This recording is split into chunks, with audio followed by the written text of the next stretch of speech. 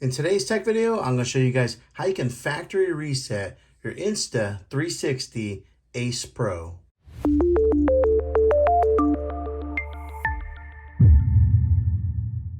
Okay, this is the first step that you want to do is you're going to swipe down from the bottom, just like so, and it brings up this menu.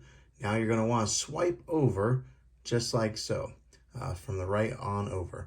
Right there is a gear icon. You're going to want to tap on that.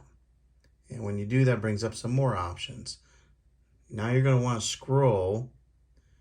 Keep scrolling. Right there to where it says Reset Camera. Tap on that. Now it'll prompt you with a question saying this will only reset the camera settings. It won't delete any files. So what that means is it won't delete any of the files that are on your SD card. So you have to make sure you do that if you're like going to be getting rid of this camera. Or giving it away. Make sure if you're going to be giving it away with the SD card, make sure you clean out your SD card before you do it.